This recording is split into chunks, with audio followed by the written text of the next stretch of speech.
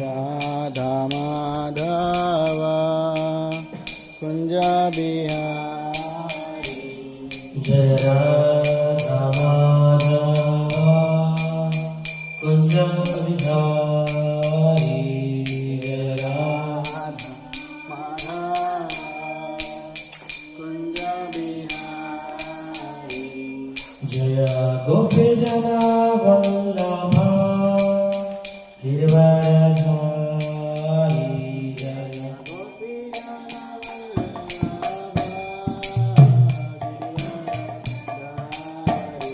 जय गोपी जना वल्लभ गिरिवरधारी जय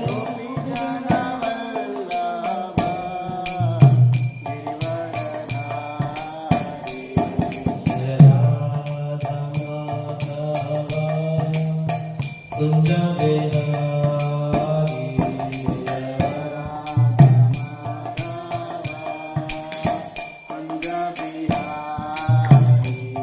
जय राधा माधव कुंज बिहारी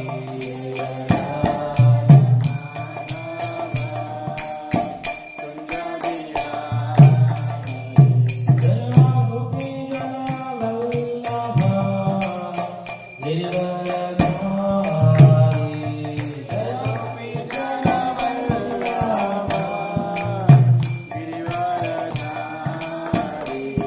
जय यशोदानंदन जय व्रजजनरञ्जना जय Yashodanandan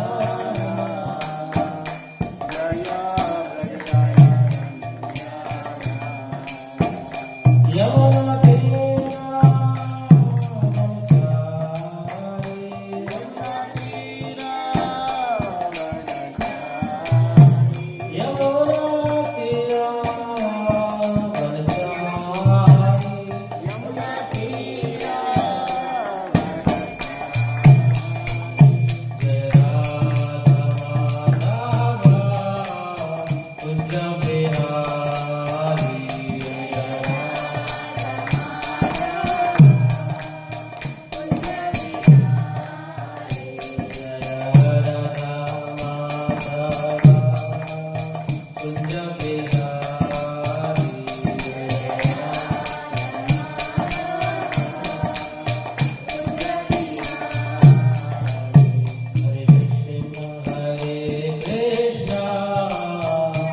Krishna Krishna Hare Hare Hare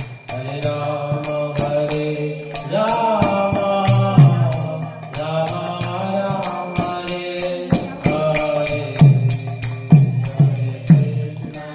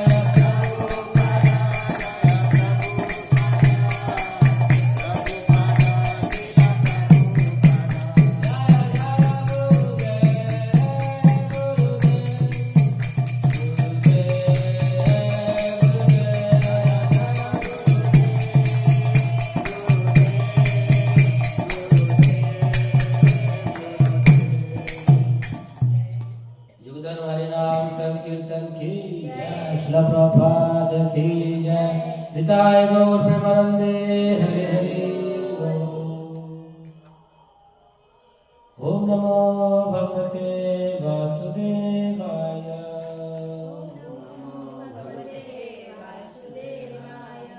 ओम नमो भगवते वासुदेवाय ओम नमो भगवते वासुदेवाय ओम नमो भगवते वासुदेवाय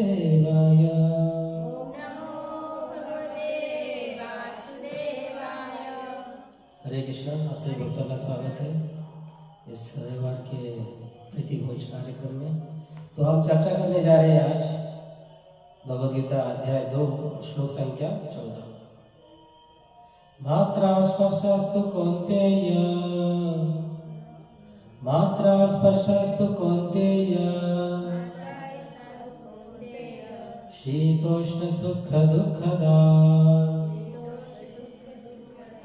आगमपायनो अनित्या तांतिति स्वभारत। आपके मोबाइल में हुआ है नहीं, यहाँ पे नहीं है ना, प्रभु जी के पास होगा शायद, मैं लेता हूँ। ले लो। मात्रा स्पर्शास्तु कौन्तेय शीतोष्ण सुख दुःखदा आगमपायनो नित्या तांतिति स्वभारत। अनुवाद तात्पर्य श्री कृष्ण कृपा मूर्ति श्रील प्रभुपाद के द्वारा। श्रील प्रभुपाद की जय। हे कुंती पुत्र, सुख तथा दुख का क्षणिक उदय तथा काल क्रम में उनका अंतर्धान होना सर्दी तथा गर्मी के ऋतु के समान आने जाने के समान है। हे भरतवंशी, वे इंद्रियों से उत्पन्न होते हैं और मनुष्य को चाहिए कि वे अविचल भाव से उनको सहन करना सीखे। तात्पर्य, कर्तव्य निर्वाह करते हुए मनुष्यों को सुख तथा दुख का क्षणिक आने जाने का सहन करने का अभ्यास करना चाहिए। वैदिक आदेश अनुसार मनुष्य को माघ यानी जनवरी फरवरी के मास में भी प्रातःकाल स्नान करना चाहिए। उस समय अत्यधिक ठंडी पड़ती है, किंतु जो धार्मिक नियमों का पालन करने वाला है वो स्नान करने में तनिक भी झिझकता नहीं। इस प्रकार एक गृहिणी भीषण से भीषण गर्मी के ऋतु में मई जून के महीने में भोजन पकाने में हिचकती नहीं। जलवायु संबंधी असुविधा होते हुए भी मनुष्यों का अपना कर्तव्य निभाना होता है। इस प्रकार युद्ध करना क्षेत्र का धर्म है, अतः उसे अपने किसी मित्र या परिजन से भी युद्ध करना पड़े तो उसे अपने धर्म से विचलित नहीं होना चाहिए। मनुष्य का ज्ञान प्राप्त करने के लिए धर्म के विधि विधान का पालन करना होता है, क्योंकि ज्ञान तथा भक्ति से ही मनुष्य अपने आप को माया के बंधन से छुड़ा सकता है। अर्जुन को जिन 2 नामों से संबोधित किया गया है वे भी महत्वपूर्ण है। कौन्तेय कहकर संबोधित करने से प्रकट होता है कि वे अपनी माता की ओर संबंधित है, और भारत कहने से उसके पिता के और ऋतुकुल से संबंध प्रकट होता है। दोनों ओर से उसको महान विरासत प्राप्त है। महान विरासत प्राप्त होने के फलस्वरूप कर्तव्य निर्वाह का उत्तरदायित्व आ पड़ता है, अतः अर्जुन युद्ध से विमुख नहीं हो सकता। ओम अज्ञानतिमिरन्धस्य ज्ञानाञ्जनशलाकया चक्षुरुन्मिलितं येन तस्मै श्रीगुरुवे नमः। श्रीचैतन्यमनोभीष्टं स्थापितं येन भूतले स्वयं रूपं कदा मह्यं ददाति स्वपदान्तिकं। वन्देऽहं श्रीगुरु श्रीयुतपदकमलं श्रीगुरु वैष्णवाञ्च श्रीरूपं साग्रजातं सहगणरघुनाथं नितं तं सजीवं साद्वैतं सावधूतं परिजनसहितं कृष्णचैतन्यदेवं श्रीराधा कृष्णपादान् सहगणललिता श्रीविशाखान्वितंश। हे कृष्णा करुणा सिन्धु दीनबन्धु जगत्पते गोपेश गोपिका कांतं राधा कांतं नमस्तुते। तप्त कांचन गौरांगी राधे वृंदावनेश्वरी वृषभानुसुते देवी प्रणमामि हरिप्रिये। वाञ्छाकल्पतरुभ्यश्च कृपा सिन्धुभ्येव च पतितानां पावनेभ्यो वैष्णवेभ्यो नमो नमः। जय श्री कृष्ण चैतन्य प्रभु नित्यानंद श्री अद्वैत गदाधर श्रीवासादि गौर भक्तवृंद हरे कृष्णा कृष्णा कृष्णा हरे हरे, हरे राम राम राम हरे हरे, हरे कृष्णा कृष्णा कृष्णा हरे हरे, हरे राम राम राम हरे हरे, हरे कृष्णा कृष्णा कृष्णा हरे हरे, हरे राम राम राम हरे हरे। हरे कृष्णा। आपसे भक्तों का स्वागत है पुनः। तो यहाँ पर भगवान कह रहे हैं,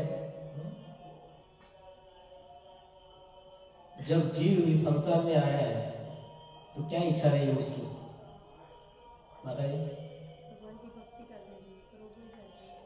सभी लोग करते भगवान की नहीं भक्ति करते, नहीं करते। करोड़ों लोग संख्या है, खासकर हमारे देश में 140 करोड़ की लोग संख्या है, उसमें कितने लोग भक्ति करते होंगे? 2% भी नहीं, 1% पता चल गया। 2% अभी तो ठीक है। करते होंगे, अभी तो भक्ति में सबका है। हाँ हाँ, क्योंकि अभी तो क्योंकि अभी तो इस्कॉन हर जगह हो गया है, पहले ही है ऐसा नहीं, हर जगह इस्कॉन हो गया। हाँ नहीं, अभी तो फिलहाल राम जन्मदिन हुआ है तो लोग जागरूक हो गए। ठीक है। तो फिर जब जीव इच्छा करता है, भक्ति करने की इच्छा नहीं करता, वो भोग भोगने की इच्छा करता है। अगर कोई पुरुष है तो स्त्री के प्रति आसक्त होता है, इच्छा होता है उसका विवाह करूं, आनंद में रहूं। और स्त्री रहती वो भी इच्छा करती है कि पुरुष के साथ विवाह होकर मैं अपना जीवन व्यापन करूं। तो ये जो मात्र स्पर्शस्थ कुंती कहा गया है यहाँ पर, कुंती कहा गया है किसको? कुंती का पुत्र अर्जुन को। और मात्र स्पर्श का अर्थ होते हैं इंद्रिय विषय। हम लोग देखते हैं कि अगर हमारा कोई भी कार्य अधूरा रहता है तो हमको क्या होता है? गुस्सा आता है, क्रोध आता है, क्या ये मेरा इच्छा का पूरा क्यों नहीं हुआ होता? इसको बोलते हैं कुछ इच्छाएं रहती है ऐसा। तो ये जो हम लोग देखते हैं भौतिक जीवन में कहा जाता है, इस भौतिक जीवन में अशाश्वत दुखालय, दुखों से भरा हुआ है। और इस दुख में संसार में हम लोग क्या ढूंढने का प्रयास कर रहे हैं? सुख। जो चीज है ही नहीं उसके पीछे हम लोग अपना पूरा शक्ति लगा देते हैं कि सुख प्राप्त होने के लिए। अगर किसी व्यक्ति को गुलाब जामुन खाने का इच्छा हो रही है, कितना खाएगा व्यक्ति? 1, 2, 5, 10 खाएगा। अधिक खाएगा तो क्या होगा? बीमारी हो जाएगी, डायबिटीज हो जाएगी, आज के भाषा में शुगर हो जाएगा।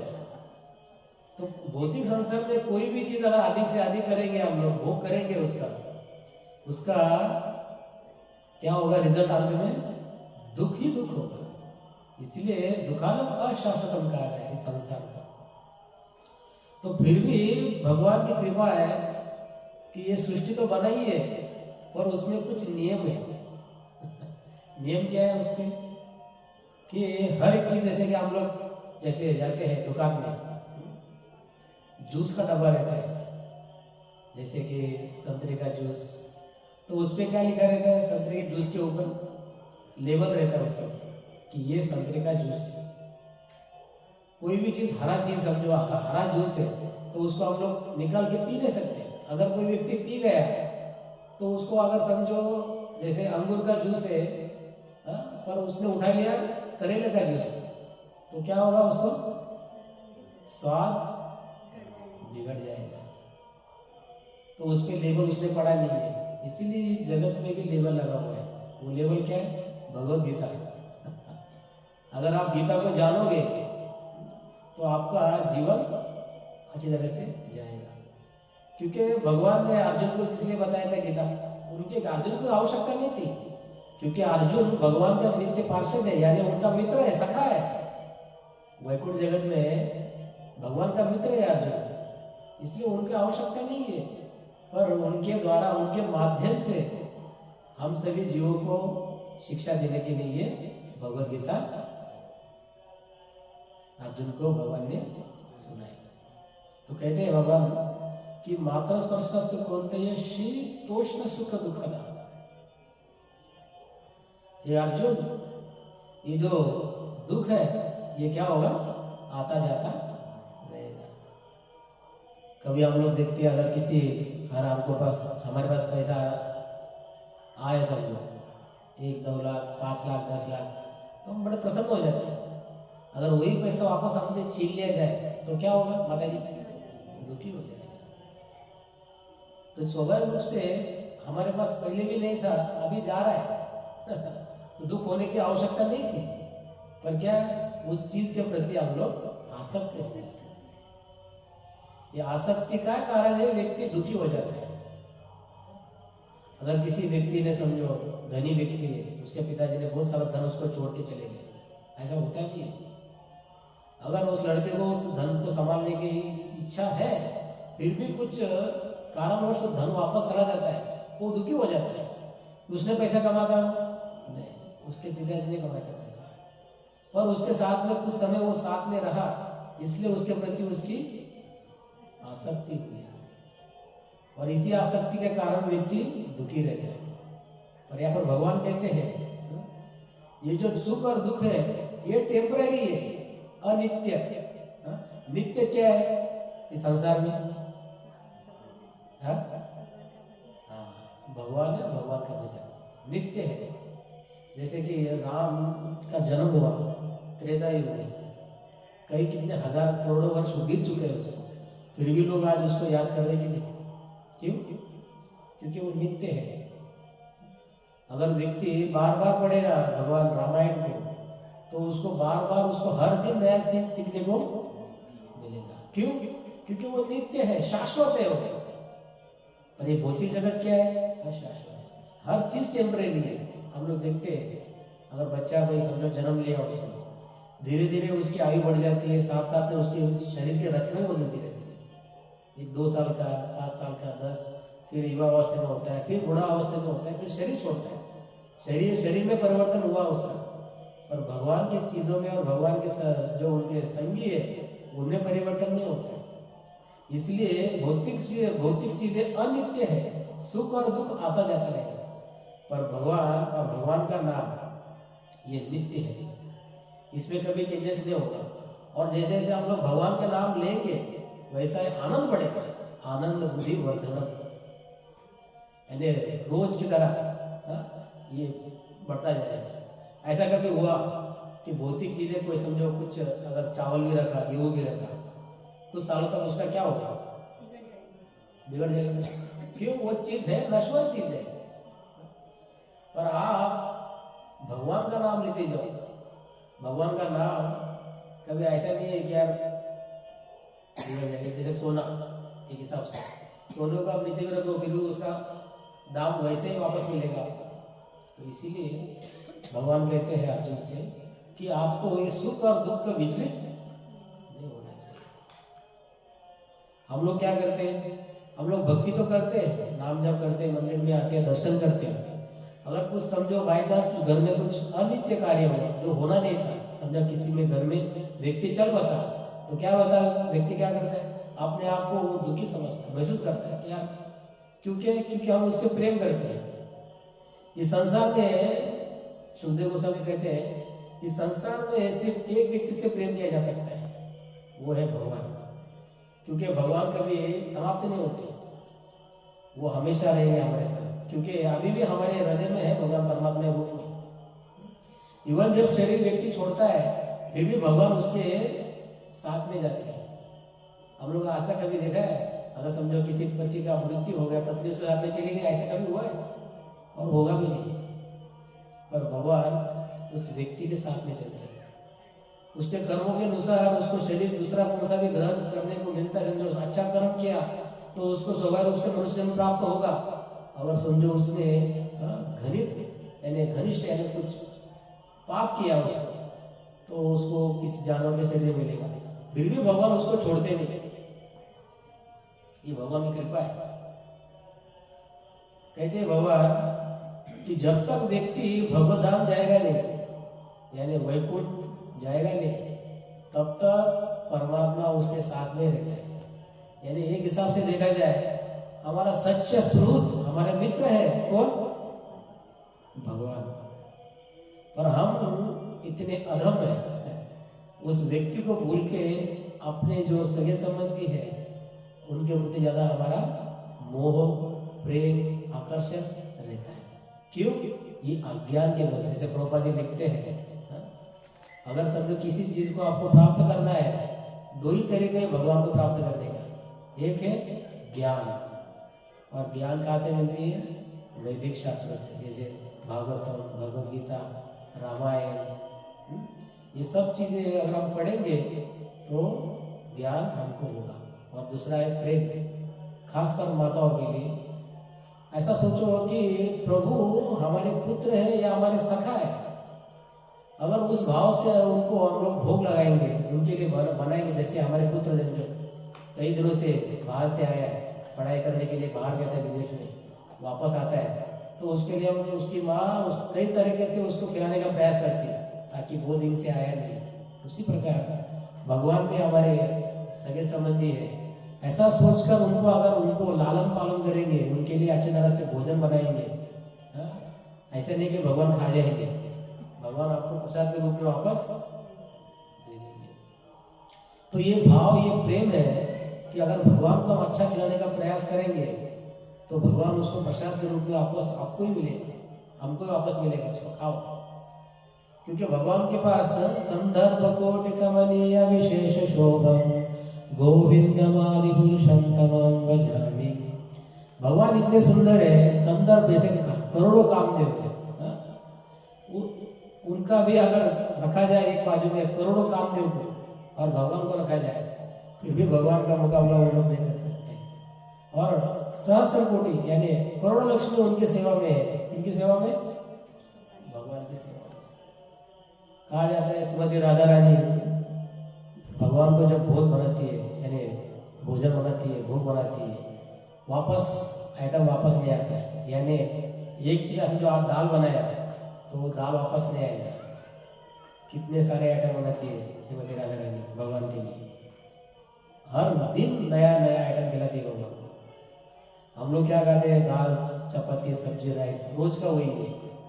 पर भगवान एक बार खाए तो समझो कई करोड़ जन्म के बाद वापस आते हैं आइटम। इतने सारे सृष्टि में, इतने सारे फल, फूल, वनस्पति, इतने सारे हमको पता नहीं है। तो ऐसे भगवान को खिलाती है, करोड़ों लक्ष्मी खिलाती है, उनको खाने की आवश्यकता नहीं है। फिर भी स्वाभाविक भगवान का हृदय कितना है? शीतलता है। देखिए यार, ये व्यक्ति तो करता है, चलो ठीक है, भगवान को भोग लगा के खाता तो सही है। तो ये भक्ति और ये प्रेम करते करते एक दिन हमारा क्या होगा? स्वाभाविक से भगवान के प्रति प्रेम होगा। अभी हम लोग पैकेज के लिए कर रहे हैं, एज ए फॉर्मेलिटी कर रहे हैं हम लोग कि ठीक है हमारा रोज का काम है। जैसे बच्चों को रोज को स्कूल भेजा जाता है, उसको बच्चा भी जाता है कि मैं जाऊँ नहीं, मम्मी आज घर पे रहो, फिर भी माँ बाप कहते जा, उसका ड्यूटी है। और पति भी जब काम पे जाता है उसका भी ड्यूटी है। और समझो घर पे पत्नी रहती है, उसका भी रोज का स्वयं का बनाना पड़ता है, भोजन बनाना पड़ता है, तो ड्यूटी है। तो उस ड्यूटी में अगर करते करते परम भगवान की सेवा करेंगे तो ड्यूटी एक दिन में सही में हो जाए कि यार ये व्यक्ति मेरा भगवान, मेरा प्रभु, इनसे मेरा प्रेम हो गया। अगर जिस दिन उस प्रेम को हम लोग प्राप्त करेंगे तब हमारा जीवन धन्य हो जाएगा। तो अब ये सब चीजें करते करते जो कर्तव्य की बात आई है, भगवान कहते हैं कि व्यक्ति को कर्तव्य कभी छोड़ना नहीं चाहिए। हम लोग कभी कभी देखते हैं कि अरे कुछ नहीं करते लोग, सिर्फ खाली साधु है, काम तो कुछ नहीं करते। जैसे 3 प्रकार का आश्रम, 4 प्रकार का आश्रम है, गृहस्थ, ब्रह्मचारी, वानप्रस्थ और संन्यास।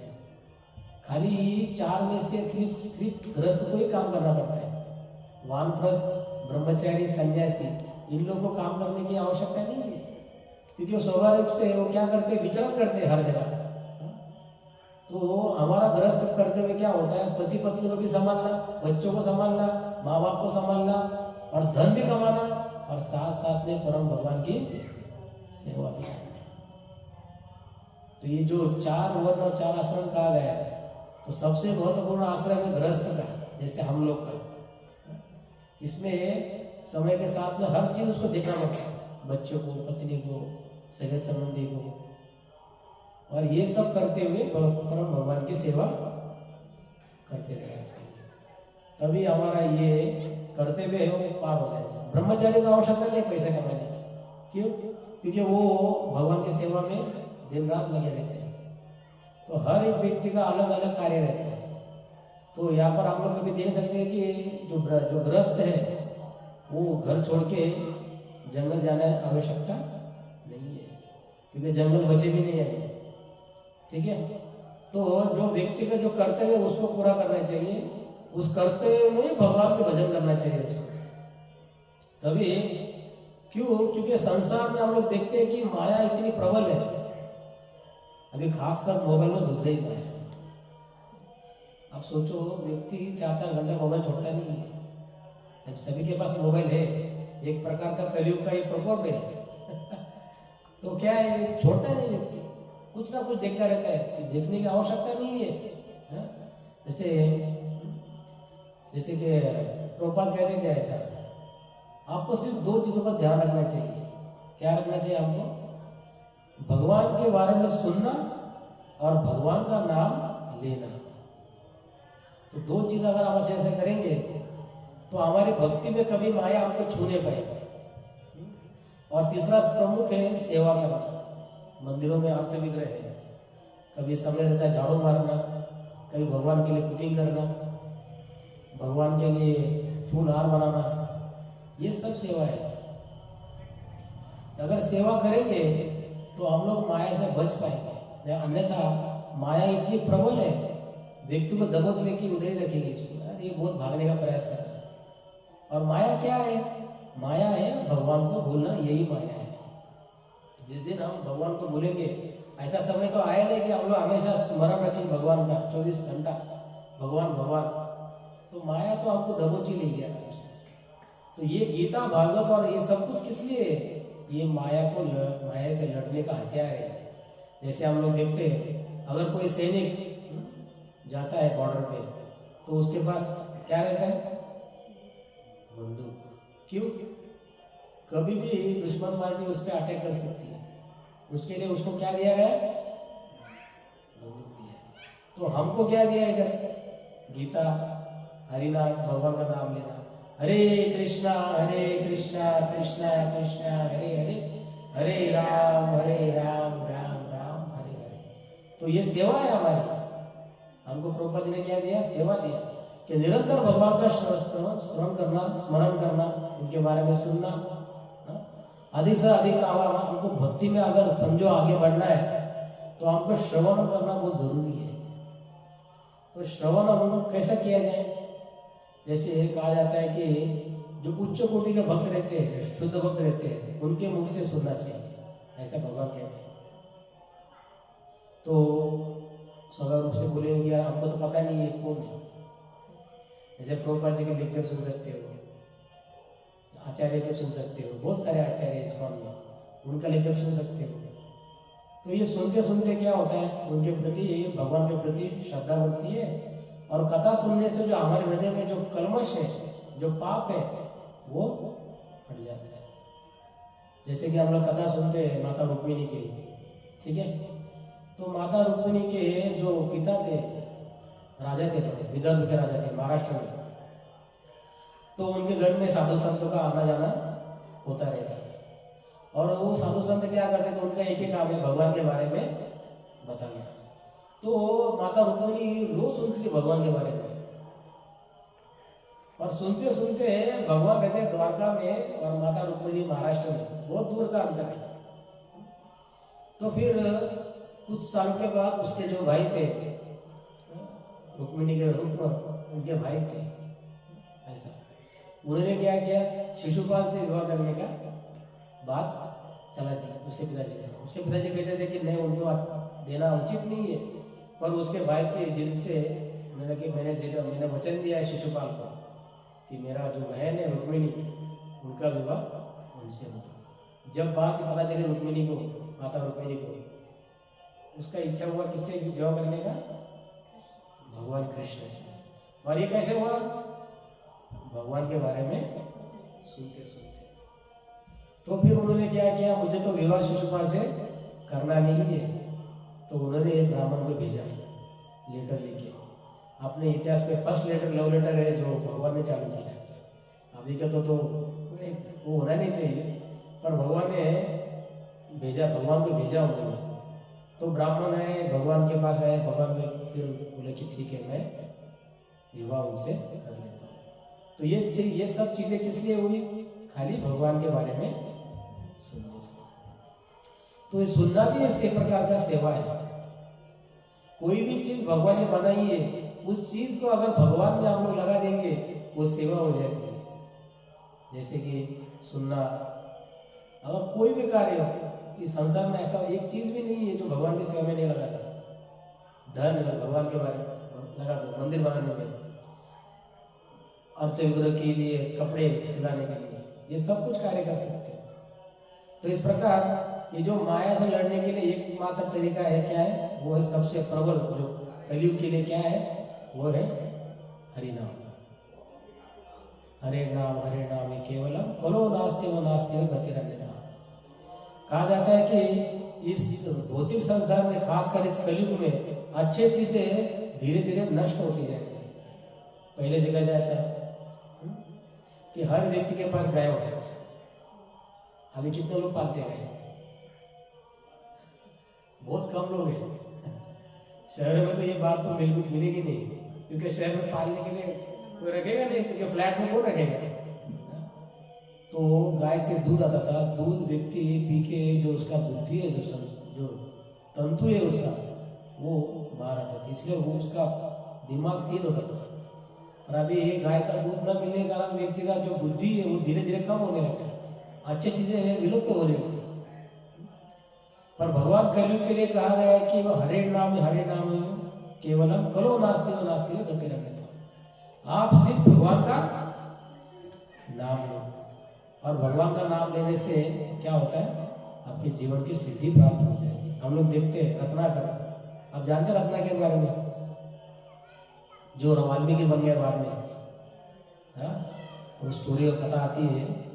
तो रत्नाकर एक डाकू था, वो कार्य करता था घने जंगल में। तो ऐसा करता था, जो भी उस रास्ते से गुजरता था उसको पकड़ लेता था। जब प्रभु जी रास्ते से जा रहे पकड़ लिया, धन भी उसका छीन लिया और उसको मार भी देता था कभी कभी। ऐसा करते करते बड़े बड़े से जो कई सारे लोगों को उसने मार दिया। और एक बार क्या हुआ, देवर्षि नारद उनके पास पहुंच गए। वही रास्ते से गुजरते गुजरते फिर उन्होंने क्या किया, रत्नाकर ने नारद जी को भी पकड़ लिया। बोले कि लाओ धन लाओ, मुझे पैसे की आवश्यकता है। तो नारद जी ने कहा, ये सब कुछ किस लिए कर रहे हो? देखो साधु की कृपा कितनी जरूरी है आजकल। तो बोले कि मेरा जो माँ बाप है, पत्नी है, बच्चे हैं, उनको भरण पोषण के लिए मुझे धन की आवश्यकता है, इसलिए मैं लोगों को लूटता हूँ। तो नारद जी ने कहा, आप लूटते हो ठीक है, पर इसका परिणाम क्या है पता है आपको? बोले मुझे पता है, मुझे वो चीज का कुछ लेना देना नहीं है। मुझे सिर्फ मेरे माता पिता और पत्नी और बच्चों का भरण पोषण करना है, उनका व्यवस्था करना है, इसलिए ये सब कुछ कार्य मैं कर रहा हूँ। तो नारद जी ने कहा, ठीक है, ये सब उनके लिए कार्य कर रहे हो, जाके अपने माता और पिता पत्नी से पूछो कि मैं जो ये पाप कर रहा हूँ, इस पाप के भागीदार बनोगे क्या? तो फिर बोले कि ठीक है। तो बोले कि मैं चला जाऊंगा तो आप भाग जाओगे? नारद मुनि से कहा। बोला नहीं, मुझे पेड़ से बांधो। नारद मुनि ने कहा। तो उन्होंने क्या किया, नारद मुनि को पेड़ से बांध दिया।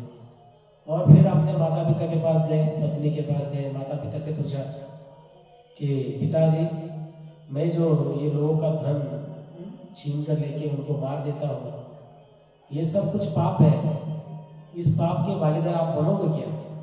तो माता पिता ने कहा, तो ये तो आपकी जिम्मेदारी है, लड़के की जिम्मेदारी होती है माता पिता को पालने का, इसलिए हम आपके पाप के भागीदार नहीं बनेंगे। फिर अपने पत्नी के पास गए, फिर पत्नी ने भी यही जवाब दिया, ये तो आपकी जिम्मेदारी है। तो इस प्रकार सब जगह से उसको जिम्मेदारी का एहसास दिलाया गया कि हम आपके पाप के भागीदार नहीं बनेंगे। फिर सीधे आके नारद मुनि को प्रणाम किया, उनको छुड़ाया कि मुझे मेरी आंखें खोलने के लिए आपका बहुत बड़ा धन्यवाद। अब मैं क्या करूं, मैंने इतने पाप किए, इतने लोगों की हत्या की, इतने सारे लोगों का धन चुराया, ये तो अति पाप किया, मैंने ब्राह्मणों को मारा, तो मेरा उद्धार कीजिए। तब नारद मुनि बताते हैं ठीक है, तुमने जो अभी तक जो पाप किए है आगे मत करना, और साथ साथ में भगवान का नाम लेना। पर हुआ क्या कि रत्नाकर इतना दुष्ट था, इतना डाकू था, वो हर समय लोगों को मारने का सोचता था, इसलिए उसके जगह राम के जगह उससे क्या, उससे मुझसे निकला मरा मरा मरा मरा। तो राम भी नहीं पा रहा था, इतना पापी था। पर शुद्ध भक्त की कृपा से वो मरा मरा मरा, राम राम आते आते कई दिनों के बाद, कई वर्षों के बाद उसका पाप चला गया और वो एक संत बन गया। और उसका नाम क्या है? वाल्मीकि। उन्होंने भगवान रामायण आने से पहले, राम के जन्म के पहले ही लिख दिया था। तो ये किस लिए संभव हो पाया? भगवान का नाम उच्चारण से संभव हो पाया। इस कलयुग में हम हमारे लिए सबसे आसान और सुलभ चीज क्या है? कभी भी उठते बैठते खाते सोते सब कुछ हम लोग भगवान का नाम ले सकते हैं कि नहीं ले सकते? कुछ पैसा लगता है, खर्चा है इसमें, और कोई लगा प्रभु जी नाम लेने से पैसा चला जाता है। क्योंकि कहा जाता है पुराणों में कि भगवान का नाम चिंतामणि है। अगर समझो किसी को इच्छा भी है, भौतिक इच्छा ही है, यानी उसको पैसे की भी आवश्यकता है, उसको भगवान का नाम लेना चाहिए। क्योंकि भगवान चिंतामणि के रूप में उसका सब इच्छाएं पूरा कर देंगे। हालांकि हमारा ये इच्छा नहीं होना चाहिए कि हमको पैसा चाहिए, हमको यही चाहिए कि भगवान का प्रेम चाहिए। ऐसे पुराणों में कई सारे कथा है कि भगवान के नाम लेने के मात्र से व्यक्ति, एक तुच्छ व्यक्ति भी अच्छा सज्जन व्यक्ति बन गया है, महात्मा बन गया है। जैसे रत्नाकर डाकू एक वाल्मीकि ऋषि बन गए। तो इस प्रकार ये माया से लड़ने का एकमात्र हथियार हमारे पास क्या है? हरे कृष्ण नाम मंत्र का जप। और इसमें कभी भी कर सकते हैं हम लोग। पर स्थिति कैसी है मालूम है? आजकल हम लोग भगवान का नाम ले नहीं पा रहे। क्यों? क्योंकि सोचते कि यार सही में भगवान है क्या? कभी कभी व्यक्ति को लगता है, तो उसको लगता है कि यार सही में भगवान है क्या? अरे भगवान है। अब सोचो, एक माता के गर्भ में जब बच्चा रहता है, उस व्यक्ति को उस बच्चे को खाना पीना कौन देता है? सोचो आप।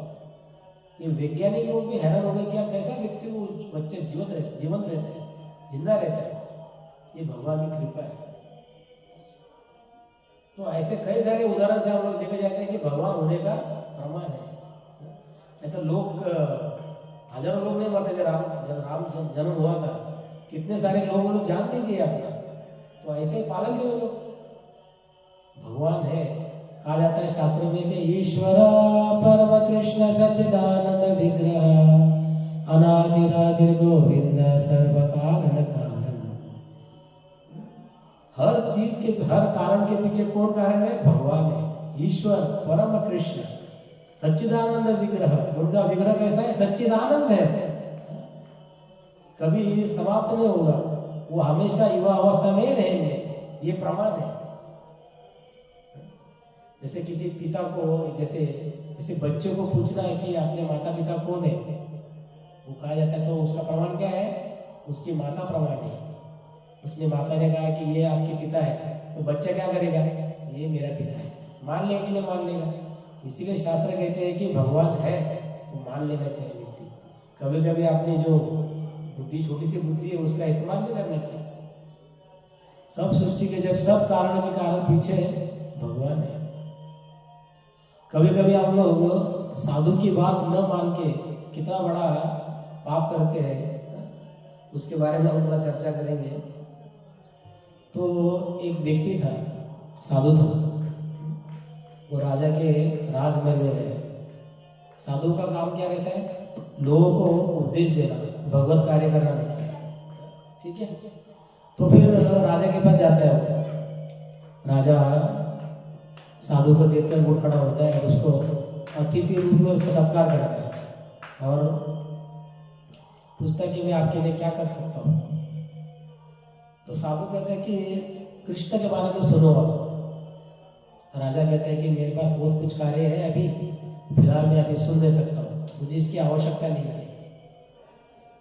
तो फिर साधु चला जाता है, कहते हैं कि एक काम करना मेरा, ठीक है, एक मूर्ख व्यक्ति ढूंढना आपके राज्य में और उसको वेतन भी देना और उसका कार्य देना है कि पूरे नगर में वो सिर्फ घूमता रहे, ये कार्य उसको देना और उसके हाथ में एक छड़ी दे देना, ठीक है। तो फिर ये कह के साधु चला जाता है। तो फिर राजा आदेश देता है अपने सैनिकों को कि जाओ ऐसे मूर्ख व्यक्ति को ढूंढ लाओ, जो मूर्ख हो, दिखने में मूर्ख हो, उसे लेके आओ। फिर वो लोग जाते हैं, शहर भर में ढूंढते हैं, फिर एक व्यक्ति मूर्ख उनको मिल जाता है।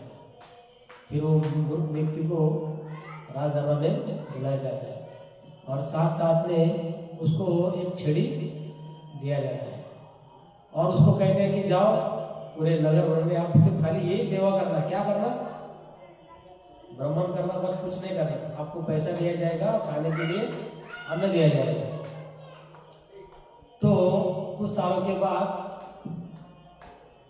राजा का जो शरीर है वो अस्वस्थ हो जाता है, यानी क्या होता है, उसका बीमार पड़ जाता है, अंत समय उसका नज़ीर आ जाता है। कुछ हुआ? ठीक। तो फिर सभी सगे संबंधी सभी लोग आते हैं मिलने के लिए राजा से कि उसका अंतिम समय अभी नजीक आ गया था ऐसा। तो फिर वो मूर्ख व्यक्ति भी आता है। मूर्ख व्यक्ति कहता है कि राजा राजा आप तो चले जा रहे हो, मुझे भी साथ में लेके चलो। तो राजा कहता है कि बाबा मैं जिस जगह जा रहा हूँ वहाँ कोई आ नहीं सकता। ने बोला ठीक नहीं, तो आपने पत्नी को लेके जाओगे आप? बोला कि कैसे मैं लेके जाऊँगा?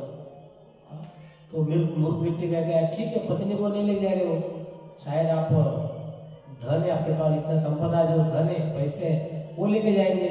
तो राजा बड़ा क्रोध होता है, बोला कि कुछ नहीं ले जा सकते उधर, मेरा मृत्यु होने वाली है।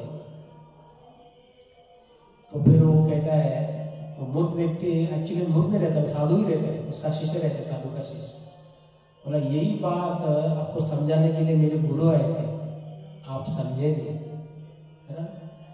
बोला कि ये जो सगे संबंधी धन ये सब कुछ यही रह जाएगा, कोई साथ में लेके जाने वाला नहीं है। तो फिर बाद में वो राजा उसके चरणों में गिर पड़ता है कि मेरे से गलती हो गई, मैंने इतना समय जो है वो नष्ट गवा दिया, तो उसके लिए मुझे खेद है। तो वो साधु पुरुष क्या करता है, उस पर कृपा करता है और धीरे धीरे राजा का जो शरीर है वो थोड़ा स्वस्थ हो जाता है और भगवत भक्ति में लग जाता है। तो हमें कभी सोचना नहीं चाहिए कि मेरे पास पर्याप्त समय है, मेरा आयु बड़ी है। देखो कभी भी व्यक्ति, कोई भी व्यक्ति चला जा सकता है।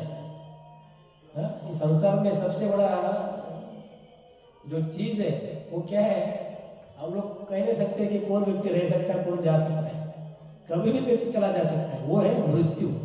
इसलिए जीवन भर हम भक्ति करेंगे हम लोग, तो मृत्यु के समय जब हमारा दिन आएगा, जैसे तुकाराम महाराज कहते हैं, शेवटचा दिवस गोड व्हावा, यानी गोड मीन्स मीठा।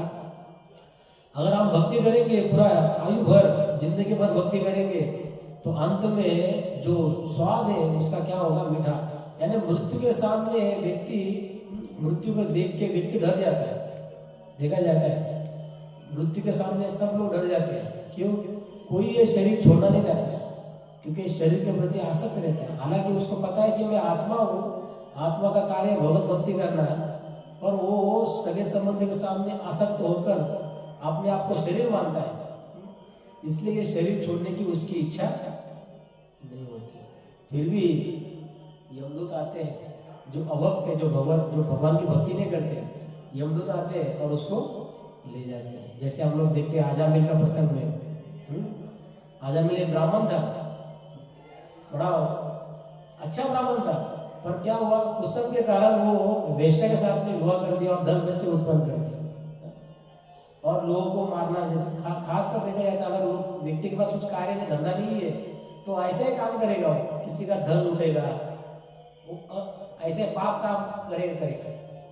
तो ऐसा करते करते जो अजामिल था वो क्या हुआ, जब उसकी समय मृत्यु का समय आ गया, यमदूत आए, तो यमदूत को देख के डर गया। क्या हुआ, यमदूत को देख के डरा। और जो कृपा अभी भी वापस कृपा हुई, उनके घर में कोई साधु आया था और उसने पत्नी को कहा था कि जो आपका अंतिम बच्चा होगा उसका नाम नारायण रख देना। तो इस साधु की कृपा कितनी है और भगवान का नाम ये बड़ा जरूरी है आपको। इसलिए साधु का है मंदिरों में, और खासकर इस्कॉन में कई सारे साधु हैं। उनका संग करने से क्या होगा, वो लोग हमको भक्ति प्रदान कर सकते हैं, क्योंकि भक्ति चीज ऐसी है कि वो अपने आप नहीं मिल पाती है, किसी के जैसे गुरु करना पड़ता है, उनके शरण जाना पड़ता है। तो ये जरूरी है कि हमको साधु का संग करके भक्ति को बढ़ाना है। फिर आजामिल क्या होता है, आजामिल जब नारायण को जब पुकारता है, यमदूत आते हैं, तुरंत पार्षद, भगवान के पार्षद भी आते हैं, तो बोलते हैं कि इसने अंत समय में क्या किया, भगवान का नाम लिया, इसके सारे पाप समाप्त हो गए। तो यमदूत और उनमें जो चर्चा होती है बड़ा अच्छा है, पर इसमें हमारा जो निष्कर्ष क्या है इस श्लोक का, कि भगवान का नाम कितना जरूरी है। कहा जाता है कि अगर व्यक्ति भगवान का नाम लेते लेते जो त्याग है, हम लोग देखते भी है, अरे व्यक्ति ने सब कुछ छोड़ दिया, हालांकि उसने कुछ छोड़ा नहीं है। जब तक भगवान का नाम हम लोग हमेशा नहीं लेंगे, समझो व्यक्ति ने कुछ छोड़ा नहीं। इसीलिए कहा जाता है कि निरंतर भगवान का स्मरण करना आवश्यक है, तभी आप लोग ये जो सुख और दुख है उससे क्या होंगे, विचलित नहीं होंगे। जो व्यक्ति भगवान का नाम लेगा निरंतर हर दिन, तो वो सुख और दुख से परे रह जाता है। तो निष्कर्ष ये भगवान कहते हैं ये सुख और दुख आता जाता रहेगा, पर आपको भगवान की भक्ति करना है। सुख में हो या दुख में हो, आपको भगवान की भक्ति छोड़ना नहीं चाहिए। हरे कृष्ण।